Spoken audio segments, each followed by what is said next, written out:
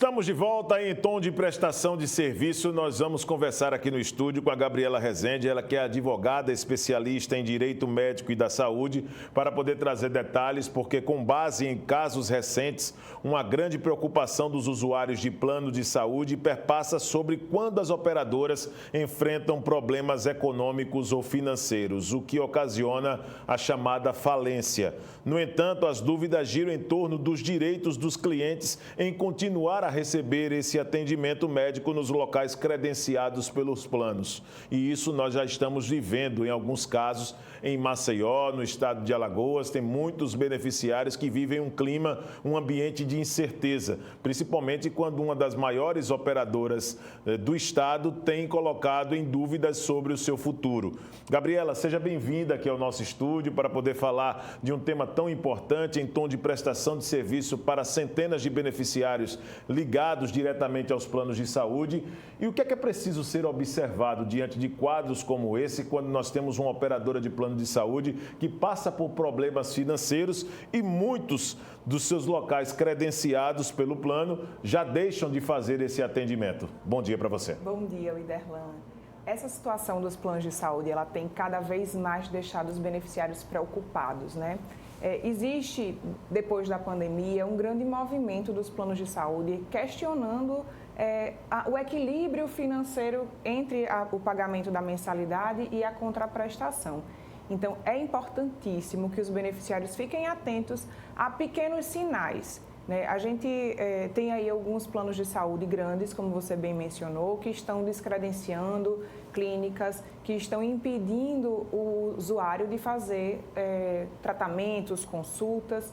E aí o usuário tem várias alternativas. Dependendo do tipo de plano que ele tenha, ele pode fazer uma portabilidade, ele pode exigir que o plano continue cobrindo, independente de haver suspensão da clínica ou do hospital, que o hospital diga, eu não quero mais atender plano tal, mas o beneficiário que está em tratamento, ele tem direito de permanecer em tratamento em alguns casos. Então, isso tudo o beneficiário deve observar, até se for o caso, para fazer uma portabilidade desse plano, enquanto o plano está ativo. Entendo. Agora, quando se fala dessas obrigações que as operadoras de plano de saúde, elas precisam atender de acordo com as normas, exigências estabelecidas na lei. Essas empresas, elas podem, por exemplo, autuar ou de repente trazer com que esses planos eles integrem em regime de falência, independente do formato de gestão pela lei, elas podem, têm essa obrigação realmente de oferecer isso para os beneficiários? Como é que funciona essa questão de falência de plano de saúde? Via de regra, a gente tem a lei de falência, né, que é para empresas gerais, mas o plano de saúde ele tem uma norma diferente, então são várias fases. Antes de se chegar num processo de falência que assim, é totalmente diferente, né, falência eu coloco aqui entre aspas, a ANS ela intervém naquele plano. Então a gente tem 3 fases. Tem a primeira fase que o plano só está em dificuldade financeira, que é o que a maioria está e a fase mais difícil, porque a gente não tem ainda uma regulamentação correta. Aí a ANS chega naquele plano, faz uma intervenção, nomeia um administrador fiscal que vai avaliar se aquele plano ainda tem ou não condições de recuperar. Certo. Se verificar que há condição de recuperar o plano, eles fazem todo um estudo, param de comercializar os planos, que a gente já viu isso também em algumas outras oportunidades. E aí ele vai e ajusta o plano para que o plano continue a prestar o serviço. Se a ANS verificar que esse plano não tem condições, ela faz toda uma técnica, toda uma estrutura para migrar aqueles beneficiários para outro plano, sem que eles percam atendimento, carências, doenças pré-existentes. É uma portabilidade mesmo, é outro plano que vai absorver aqueles pacientes, aqueles beneficiários, sem que eles tenham prejuízo. E aí, num futuro, vai negociar com a ANS e com outras empresas prestadoras questões financeiras empresariais. Agora, Gabriela, quando se fala das responsabilidades, você tem recebido quase todos os dias pessoas tentando buscar os seus direitos. E qual é que tem sido também essas reclamações? Quais são as maiores queixas que têm buscado hoje os beneficiários diante dessa precariedade de alguns serviços que a princípio, contratualmente, estaria ali também dentro de um processo judicial legal para que eles pudessem ter direito e que hoje estão tendo esses direitos limitados? Perfeito, muito interessante a sua pergunta. Obrigado. Hoje, a gente tem uma dificuldade dos planos de saúde em cumprirem aquilo que está vinculado no contrato. E o que é que acontece? Vira uma bola de neve, porque o plano de saúde não cumpre, o beneficiário prejudicado judicializa, o plano de saúde chega na justiça e diz o seguinte: não aguento mais tanta judicialização, quando ele mesmo dá causa.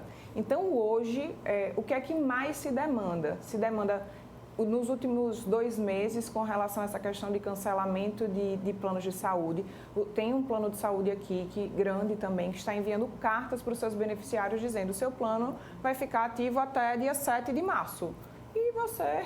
Deixa depois o beneficiário solto, é isso? Solto, fica ativo até o dia 7 e você... Se migrar para o outro plano, provavelmente tem a chamada carência. Então, olha para o fator que pode ter. Aí tem 2 situações. Se o plano estiver ativo, ele pode fazer uma portabilidade ainda para outro plano. Certo. Mas e se a pessoa estiver num tratamento, que aquele outro plano não tenha o credenciamento daquele hospital? Né? Então, isso aí é um fato que nos últimos 2 meses a gente tem recebido bastante reclamação, bastante demanda nesse sentido. Fora isso, o reajuste, né, que todo mundo está super insatisfeito com o valor que vem sendo pago, sobretudo se a gente só pesar a contrapartida que vem do plano, cancelamento de terapias multidisciplinares para crianças que têm autismo, síndrome de Down ou outras deficiências. Então, as demandas de plano de saúde são inúmeras mesmo. Para se ter ideia de números, no ano passado foram propostas no Brasil 342 mil ações judiciais só envolvendo saúde. A média de 666 por ano, 666 mil ações por ano. Então, é uma média enorme, né? Para poder garantir a sobrevivência. E aí, quando se fala da garantia de sobrevivência, eu diria das operadoras de plano de saúde também por descumprimento, né, de regras estabelecidas no contrato.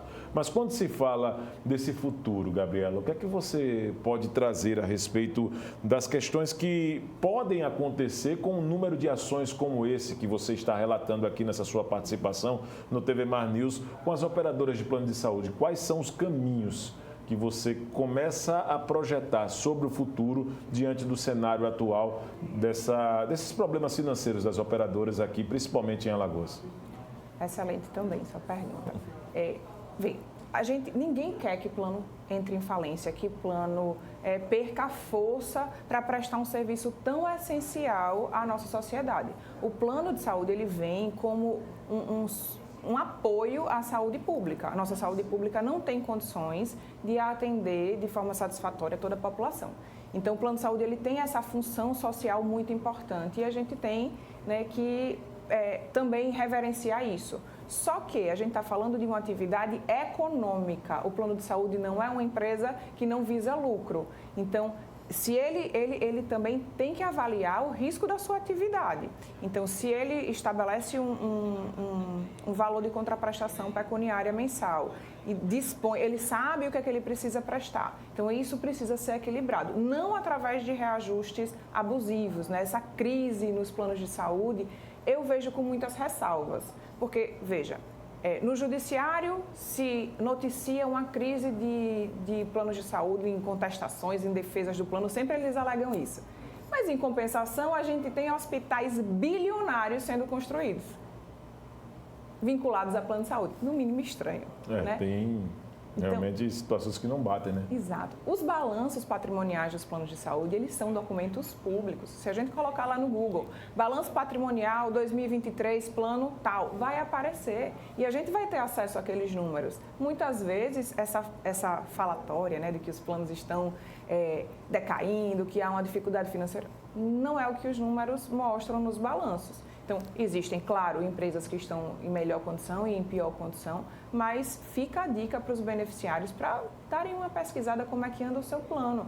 Seja ele estadual, federal, todos eles têm esse dever de publicizar os seus balanços.